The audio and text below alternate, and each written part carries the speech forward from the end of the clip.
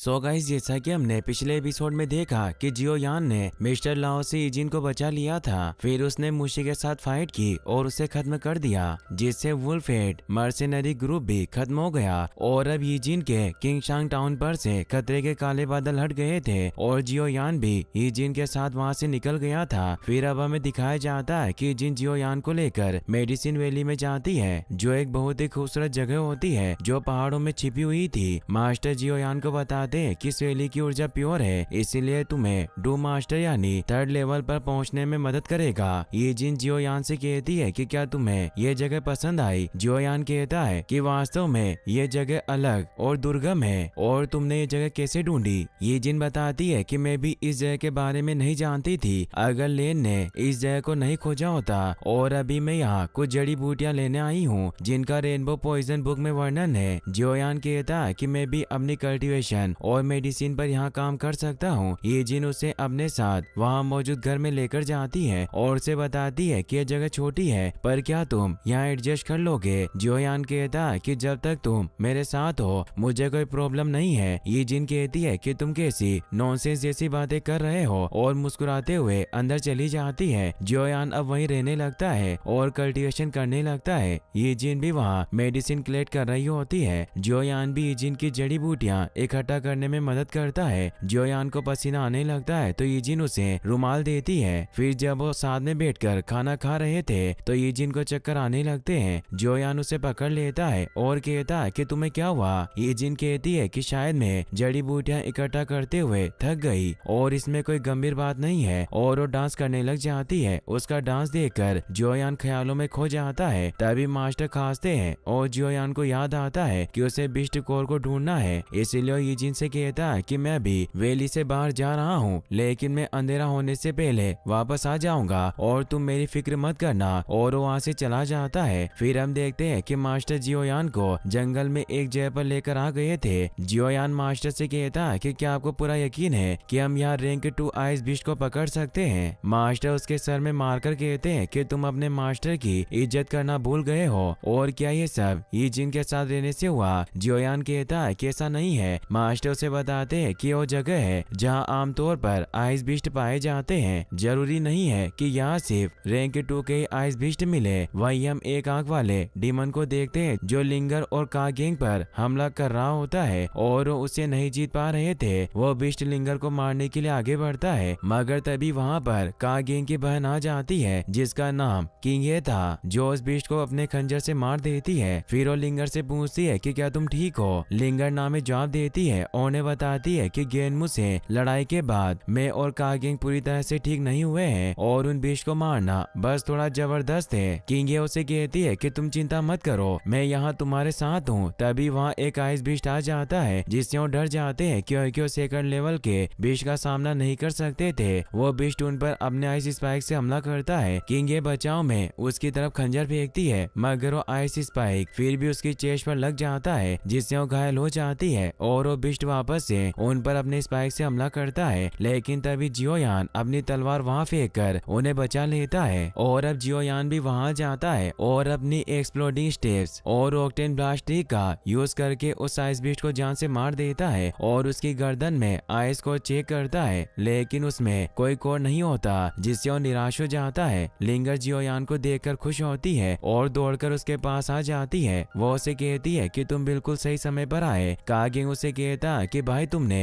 एक बार फिर हमारी जान बचाई, तुम बहुत धर्मी हो। और फिर उसे अपनी बहन किंगे से मिलवाता है और अपनी बहन को बताता है कि वही जियो यान है जिसने हमें गेनमू से बचाया था। किंगे जियो यान से मिलकर खुश होती है। कागेंग जियो यान से पूछता है कि तुम यहाँ क्या कर रहे हो। जियो यान कहता है कि मैं यहाँ रैंक 2 बिस्ट की तलाश कर रहा हूँ, मुझे आइस स्कोर हासिल करना है, मगर मुझे अभी तक आइस स्कोर नहीं मिला, पर मुझे तुम्हारी मदद करके अच्छा लगा। किंगे अपने लॉकेट को जियो यान को देती है और उसे बताती है कि आइस बिस्ट का मैजिक कोर है और तुम इसे ले सकते हो क्योंकि तुमने हमारी जान बचाई, तुम इसे धन्यवाद के रूप में रख सकते हो। जियो यान उन्हें थैंक्स कहता है। फिर हम देखते हैं कि जियो यान जल्दी से वापस मेडिसिन वैली में ये जिन के पास आता है और उसे बताने लगता है कि मुझे रैंक 2 मैजिक कोर मिल गया और अगर हमें आइस आर्ट पिल और पाथ प्रोटेक्शन पिल की सामग्री मिल जाए तो इससे मैं अपनी पर्पल फ्लेम को कंट्रोल कर सकता हूँ। तभी जियो यान देखता है कि जिन नीचे बेहोश पड़ी हुई है मगर मास्टर उसे पास जाने से रोकते हैं और बताते हैं कि इस लड़की की स्थिति बहुत गंभीर है, ये वो है फुल पॉइजन बॉडी के असर में है। जियोयान पूछता है कि ये क्या है, तो मास्टर बताते हैं कि कल्टीवेटर अपनी ताकत को बढ़ाने के लिए जहर पर निर्भर करता है, लेकिन जब उसकी बॉडी जहरीली ऊर्जा को बनाए नहीं रख पाती तो जहर उन्हें धीरे धीरे अंदर से जलाने लग जाता है, जिससे इसकी धीरे धीरे मृत्यु हो जाएगी। जियोयान को भी याद आता है कि आज दिन में उसे चक्कर आए थे और अपने मास्टर से पूछता है कि क्या इस बीमारी को ठीक किया जा सकता है। मास्टर नामे जवाब देते हैं और कहते हैं कि बहुत मुश्किल है। फिर हम देखते हैं कि ईजिन की जब आँख खुलती है तो अपने पास जियोयान को देखकर खुश होती है, मगर वो खुद को बेड पर देखकर उससे पूछती है कि क्या तुमने मुझे टच किया। जियोयान कहता है कि मैंने ऐसा नहीं किया, अगर मैं तुम्हें टच करता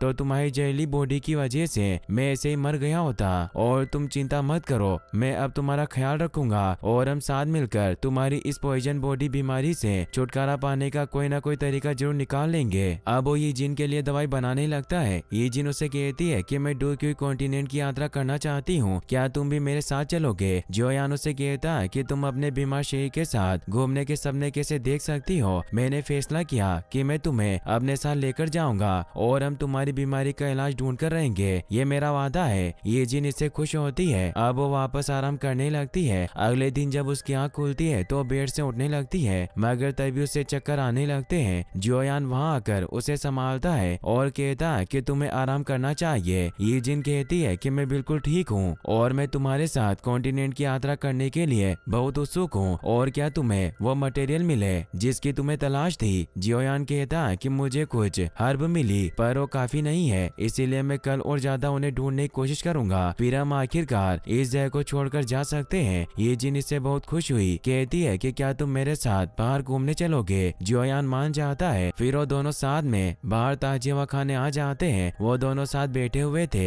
ईजिन सोच रही होती है कि अच्छी चीजें जिंदगी में बहुत कम होती है, और वो जियोयान से कहती है कि काश हम हमेशा ऐसे ही साथ रह पाते तो ये कितना अच्छा होता। जियोयान कहता है कि तुम चिंता मत करो, जब तक तुम ठीक नहीं हो जाती मैं तुम्हें नहीं छोड़ूंगा। तभी बारिश होने लगती है। जियोयान कहता है कि हमें अब घर में चलना चाहिए। ईजिन कहती है कि मुझे बस थोड़ी देर और यहीं रुकना है, और वो जियोयान के कंधे पर सर रखकर सो जाती है। फिर हम अगले दिन देखते हैं कि जियोयान अपनी जरूरत के सारे रॉ मटेरियल लेकर वापस ईजिन के पास आता है, मगर वो देखता है कि ईजिन घर में कहीं नहीं होती, और उसे वहाँ ईजिन का एक लेटर मिलता है जिसमें उसने लिखा था कि मैं जा रही हूँ और तुम मुझे खोजने मत आना, तुम्हें अच्छे से ट्रेनिंग लेनी चाहिए, मेरी बीमारी की वजह से तुम्हारा ध्यान भंग होगा, और जहाँ तक मेरा सवाल है मेरे पास बहुत अधूरे काम है जिन्हें मुझे पूरा करना है, और तुमसे मिलना एक सपने जैसा था जिसका अंत होना तय था। जियोयान इससे काफी दुखी होता है और बाहर पहाड़ों पर ईजिन को ढूंढने आता है, मगर वो उसे कहीं नहीं मिलती। जियोयान को ईजिन के साथ बिताए पुराने लम्हे याद आते हैं। मास्टर जियोयान को कहते हैं कि वो फुल पॉइजन बॉडी का कोई इलाज नहीं है, इसीलिए वो नहीं चाहती थी कि तुम अपना समय बर्बाद करो। वो एक बहुत समझदार लड़की थी। जियोयान ईजिन के लेटर को बाहर निकालता है और कहता है कि एक दिन मैं निश्चित रूप से तुम्हारा इलाज करूंगा। फिर हम देखते हैं कि जियोयान ईजिन के जाने के बाद अब कल्टीवेशन करने लग गया था, जिससे जियोयान की डोरमेंट एम्बिशन जाग गई थी और वो कुछ ही दिनों में पर्पल फ्लेम का यूज करने में कुशल हो गया, जब तक कि वो खुद का कंबाइंड फ्लेम मंत्र का उपयोग न करे। और अब जियोयान 1 स्टारडू मास्टर बन गया था, यानी उसकी पावर 3rd लेवल के विष के बराबर हो गई थी। अब जियोयान और उसके मास्टर ने टेगर रेगिस्तान जाने की योजना बनाई ताकि वो एक और हेवनली फ्लेम की खोज कर सके, मगर रेगिस्तान तक पहुंचने का रास्ता मोटे पंखों वाले पंछी की पीठ पर सवार होकर पूरा करना पड़ता था, और ऐसी एक ही जगह थी जहाँ ये क्रिएचर पाए जाते थे, और उस सिटी का नाम था ब्लैक रॉक सिटी। अब हम देखते हैं कि जियोयान एक बग्गी में सवार होकर ब्लैक रॉक सिटी की तरफ बढ़ रहा था, और उसे वो बड़े पंखों वाले जीव भी दिखाई देते हैं। जियोयान बग्गी के अंदर आ जाता है और कहता है कि पर्पल फ्लेम को अवशोषित करने के बाद भी मेरा फ्लेम मंत्र केवल एक लेवल इंक्रीज हुआ है। मास्टर से बताते हैं कि उम्मीद के मुताबिक है, क्योंकि फ्लेम मंत्र के विकास के लिए एक हेवनली फ्लेम का होना बहुत आवश्यक है, और तुम्हारी पर्पल फ्लेम इस आवश्यकता को पूरा नहीं करती, लेकिन फिर भी यह काफी अच्छा है कि पर्पल फ्लेम ने इसके स्तर को एक लेवल बढ़ाया। इससे पहले कि तुम अपनी ट्रू हेवनली फ्लेम को एब्जॉर्ब करो, तुम्हें कुछ आवश्यक सामग्री को तैयार करना होगा। सबसे पहले तुम्हें ब्लैक रॉक सिटी के अल्केमिस्ट एसोसिएशन में जाकर एक एल्केमिस्ट बनना होगा, जिससे तुम्हें पिल रिफाइनिंग के बारे में और ज्यादा जानने में मदद मिलेगी। जियोयान उन्हें कहता कि मैं पहले से ही एक एल्केमिस्ट हूँ, क्या उन्हें इस बारे में पता नहीं चलेगा। मास्टर उसे कहते कि तुम्हें अपनी पावर को छिपाने को किसने कहा। अब वो ब्लैक रॉक सिटी के बाजार में पहुंच जाते हैं जहाँ के लोग काफी जल्दी में होते हैं। जियोयान एक दुकानदार से पूछता है कि एल्केमिस्ट एसोसिएशन कहाँ है, तो सभी उसे देखने लग जाते हैं और वो समझ जाता है कि वो जरूर एक एल्केमिस्ट होगा और उसे उस तरह भेज देते हैं। जियोयान सोचता है कि उन लोगों ने मुझे इस तरह धक्का क्यों दिया। मास्टर उसे बताते हैं कि मैं तुम्हें एसोसिएशन में शामिल होने की इसलिए कह रहा हूँ क्योंकि एवनली फ्लेम को एब्जॉर्ब करने के लिए तुम्हें जिन चीजों की आवश्यकता होगी उन्हें एसोसिएशन तुम्हें दिलवाने में मदद कर सकता है। जियोयान मास्टर से पूछता है कि ब्लड लोटस पिल बनाने के लिए रैंक 3 के बिस्ट कोर की जरूरत होगी। मास्टर उसे बताते हैं कि हाँ तुमने सही कहा, पर एक हेवनली फ्लेम को अवशोषित करने के लिए मूल्य रूप से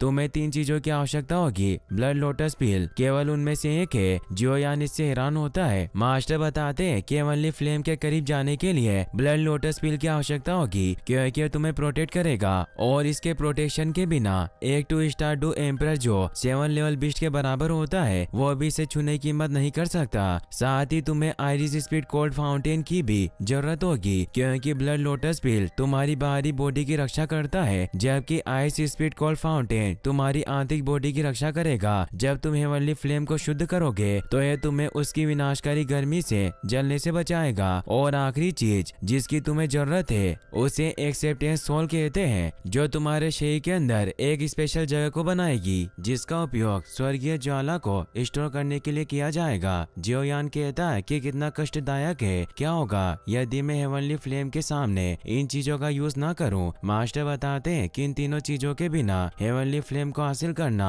मरने जैसा है, लेकिन तुम्हें एक्सेप्टेंस सोल की चिंता करने की कोई जरूरत नहीं है। मेरे पास कुछ पुर्जे हैं जब मैं फ्लेम्स की तलाश किया करता था और अब तुम्हें ब्लड लोटस पिल के लिए रैंक 3 बिस्ट कोर और आइस स्पीड कोल्ड फाउंटेन की आवश्यकता होगी। जियोयान कहता है कि मैं उन्हें खोजने की कोशिश करूंगा। तभी उसे एल्केमिस्ट एसोसिएशन दिखाई देता है जो काफी विशाल था। जियोयान उसके अंदर चला जाता है मगर 2 गार्ड उसे रोक लेते हैं और कहते हैं कि क्या बच्चे तुम्हारे पास अंदर जाने के लिए ट्यूटर का सिफारिश लेटर है। जियोयान कहता है कि कौन सा सिफारिश लेटर। तभी वहाँ एक लड़की आती है जिसका नाम लिनफी था और वो अपने मास्टर आओतू के साथ वहाँ आई थी जो ब्लैक रॉक सिटी के टॉप एल्केमिस्ट में से एक है। लिनफी जियोयान को देखती है पर वो उसे भाव नहीं देती क्योंकि वो आज यहाँ एल्केमिस्ट एग्जाम को देने आई थी। मास्टर आओतू जब जियोयान को देखते हैं तो उन्हें अजीब सा लगता है और अंदर जाने लगते हैं। लिनफी अपने मास्टर से पूछती है कि आप उस लड़के के प्रति इतने विनम्र क्यों थे।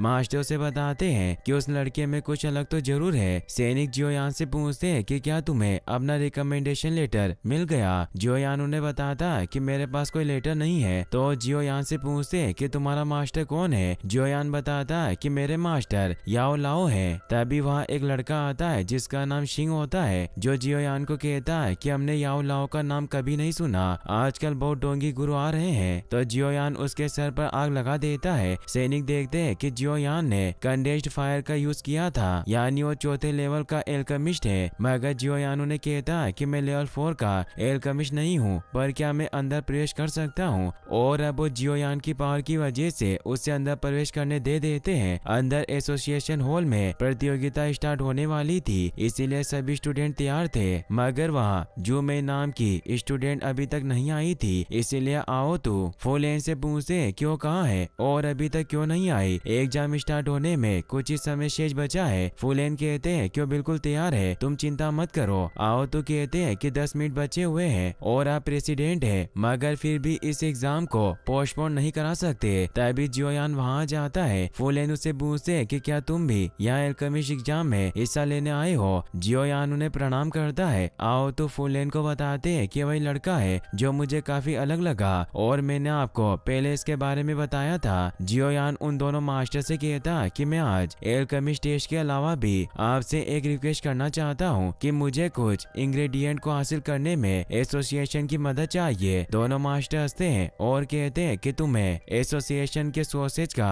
यूज करने के लिए हमें पहले देखना होगा कि क्या तुम एग्जाम को पास कर पाते हो या नहीं। तभी आज जू में भी आ जाती है जिसे देखकर बाकी स्टूडेंट कहते हैं कि वाकई में खूबसूरत है। लिनफी को उससे जलन होती है और वो उसे कहती है कि तुम हमें हमेशा लेट आती हो, मगर वो उसकी बातों पर ध्यान नहीं देती और अपनी डेस्क पर चली जाती है। लिनफी उसे कहती है कि पिछली बार की तरह अगर तुम इस बार भी फेल हो जाओ तो कोई बात नहीं, पर तुम मुझे विचलित मत करना। जूमई उसे कहती है कि मुझसे ज्यादा तुम्हारी फेल होने की संभावना है और तुम रोते हुए मास्टर के पास मत जाना। इससे लिन को गुस्सा आ जाता है। फूलेन उनके झगड़े को देखते हुए कहते हैं कि अब बस करो और जियोयान को भी एक डेस्क लेने को कहते हैं। अब वो एग्जाम स्टार्ट करते हैं। सभी स्टूडेंट एलिक्सिर पिल बनाने लग जाते हैं। मास्टर उन्हें कहते हैं कि सामग्री की कोई चिंता नहीं, बस तुम सभी अपना बेस्ट एलिक्सिर बनाने पर ध्यान दो। एलिक्सिर का ग्रेड इस टेस्ट में कोई मायने नहीं रखता, बस इसका फॉर्मेशन अच्छा होना चाहिए और आधे घंटे में ये टेस्ट खत्म हो जाएगा। जियोयान भी एलिक्सिर बनाने लग जाता है। आओतू को पता चलता है कि जियोयान सिर्फ 19 साल का है, जिससे वो हैरान होते हैं क्योंकि वो दोनों लड़कियों से भी थोड़ा छोटा था। वो सोचते हैं कि अगर इसे प्रथम श्रेणी का एल्केमिस्ट बनना है तो इसे 17 साल की उम्र में डू प्रैक्टिशनर होना होगा। और वो फुलेन से कहते हैं कि क्या इस लड़के के पास इतनी पावर हो सकती है। फुलेन जियोयान से कहते हैं कि अगर तुम पास नहीं हुए तो चिंता मत करना, तुम्हारे पास अभी भी ट्रेन होने के लिए बहुत समय है। लिनफी और जूमई एक दूसरे को चिढ़ाने के लिए तेजी से एलिक्सिर पिल बनाने लग जाती है और अब समय समाप्त हो जाता है। दोनों मास्टर सभी की पिल को चेक करने लगते हैं। जूमई और लिनफी टेस्ट में पास हो जाती है, मगर जब फुलेन जियोयान का पिल देखते हैं वो वाइटल ब्रेथ पिल था जो बहुत ही हाई क्वालिटी का था, जिससे मास्टर दंग रह जाते हैं और सभी से कहते हैं कि जियोयान ने भी इस एग्जाम को पास कर लिया है। इससे लिनफी और जूमई भी हैरान होती है। फुलेन कहते हैं कि दोनों लड़कियां इतने सालों से एक दूसरे से प्रतिस्पर्धा कर रही है और आज इस लड़के ने इन दोनों के भ्रम को दूर कर दिया कि इस दुनिया में बहुत से लोग इनसे ज्यादा सक्षम हैं। जियोयान दोनों मास्टर से कहता है कि मुझे क्षमा करे, पर क्या मैं दूसरी लेवल की एल्केमिस्ट परीक्षा को भी शुरू कर सकता हूँ। दोनों मास्टर हैरान होते हैं और लिनफी जियोयान के पास आकर उसे कहती है कि छोटे लड़के, तुम्हें क्या लगता है कि टियर 2 की एल्केमिस्ट परीक्षा को पास करना बच्चों का खेल है? इसमें जीतने के लिए न केवल तुम्हें टियर 2 की पिल बनानी होगी, बल्कि तुम्हारा कल्टीवेटर लेवल भी डू मास्टर पर होना चाहिए। और क्या तुम उस स्तर पर हो? जियोयान उसे कहता है कि मैं बस इस एग्जाम को आजमाना चाहता हूँ, मैं इसमें पास हूँ या नहीं इससे कोई फर्क नहीं पड़ता। जूमई कहती है कि लड़का वाकई बहुत घमंडी है और अब उसके सामने एनर्जी रिकवरिंग पिल का स्कोर रखा जाता है। जियोयान थोड़ा परेशान होता है कि टियर 2 का सबसे उच्च स्तर की पिल है और वास्तव में इसकी गिनती तीसरी श्रेणी में होनी चाहिए और वो सोचता है कि क्या इन दोनों मास्टर के पास कोई सिद्धांत नहीं है। लिनफी जियोयान को चिढ़ाने लगती है। आओ तो उसे ऐसा करने से मना करते हैं। जियोयान अब उस पिल को बनाने के लिए अपनी पर्पल फ्लेम को एक्टिवेट कर लेता है, जिसे देखकर सभी हैरान रह जाते हैं कि उसके पास एक हेवनली फ्लेम है। आओ तो कहते हैं कि इसकी बहुत कम संभावना है कि यह लड़का अपनी वर्तमान शक्ति के साथ एक हेवनली फ्लेम को कंट्रोल कर सकता है। फुलेन कहते हैं कि तुमने सही कहा, पर इस लड़के की फ्लेम पर्पल कलर की क्यों है? आओ तो कहते हैं कि मैंने आपको पहले ही बताया था कि जब मैं इस लड़के से मिला तो मुझे बहुत अजीब लगा क्योंकि उसने मेरी नाक के नीचे से अपनी असली ताकत को छुपाया था। फुलेन कहते हैं कि अचानक मुझे इस लड़के के मास्टर से मिलने की इच्छा हो रही है, क्योंकि जिस मास्टर ने इस लड़के को इतनी अच्छी तरह से ट्रेन किया वो जो निश्चित रूप से बहुत फेमस होगा। जो मैं सोचती है कि लड़का दूसरी श्रेणी की पिल को कैसे बना सकता है, क्योंकि इसे बनाने में हेवनली फ्लेम के साथ साथ उस व्यक्ति की स्पिरिचुअल स्ट्रेंथ और उससे इंग्रेडिएंट की सही मात्रा का पता होना जरूरी है। जियोयान के घड़े में अब पिल बनने लगती है, मगर तभी उसमें विस्फोट होता है, जिससे लिनफी खुश होती है कि वो पिल नहीं बनी और ये लड़का सिर्फ दिखावा कर रहा था। जियोयान पिल को बाहर निकालता है और मास्टर से कहता है कि इसका मूल्यांकन करे, मगर वो देखते हैं कि उस पिल में दरारें थी, जिससे सभी को लगता है कि वो पास नहीं हुआ। तभी जियोयान फूंक मारकर उस पिल के कचरे को उड़ा देता है, जिससे वो पिल चमकने लगती है। मास्टर इससे हैरान होते हैं कि टियर 2 की पिल होने के साथ हाई क्वालिटी की है। लिनफी निराश होती है कि वास्तव में इस लड़के की पावर बहुत ज्यादा है। फुलेन कहते हैं कि वास्तव में ऐसा लगता है कि आज हमारे एसोसिएशन ने सबसे कम उम्र के एल्केमिस्ट का उत्पादन किया है, क्योंकि 100 से भी ज्यादा सालों में अभी तक कोई टियर 2 की पिल को इतनी कम उम्र में नहीं बना पाया। जियोयान मास्टर से कहते हैं कि क्या आप मुझे कुछ सामग्री उपलब्ध करवा सकते हैं जिसके बारे में मैंने पहले आपसे कहा था। फुलेन कहते हैं कि तुम्हें क्या चाहिए, बस मुझसे पूछो और हम तुम्हें वो प्रदान करेंगे। जियोयान कहता है कि मुझे रैंक 3 मैजिक बिस्ट कोर और आइस स्पीड कोल्ड फाउंटेन की सख्त जरूरत है। फुलेन थोड़े परेशान होते हैं और कहते हैं कि 3 रैंक बेस्ट कोर का मिलना मुमकिन है, लेकिन आइस स्पीड कोल्ड फाउंटेन का नहीं। और वो जियोयान से कहते हैं कि हमें अकेले में चलकर बात करनी चाहिए, और दोनों मास्टर उसे अपने साथ ले जाते हैं। लिनफी जो मैं से कहती है कि तुमने कहा था कि हमारे शहर की ब्लैक रॉक की यंगर जनरेशन में तुमसे आगे कोई नहीं निकल सकता, पर वो लड़का तुमसे बहुत आगे है, और तुम्हारा ये भी कहना था कि तुम्हें एक प्रेमी की तलाश है। जो मैं कहती है कि तुमने सही कहा, पर वो लड़का ब्लैक रॉक से नहीं है। लिनफी कहती है कि जियोयान बहुत टैलेंटेड है और वाकई तुम दोनों की जोड़ी बहुत अच्छी बनेगी। जो मैं कहती है कि मुझे उसमें कोई दिलचस्पी नहीं है, और अगर तुम उसे पसंद करती हो तो उसे प्राप्त कर सकती हो। लिनफी से खुश होती है और वहाँ से चली जाती है। जो मैं को उस पर बहुत गुस्सा आता है, और इसी के साथ ये एपिसोड यहीं पर खत्म हो जाता है। गाइस, आपको ये वीडियो कैसा लगा मुझे कमेंट बॉक्स में जरूर बताएं, और इस वीडियो को लाइक और चैनल को सब्सक्राइब करने के लिए आपका तहे दिल से शुक्रिया। Thanks for watching.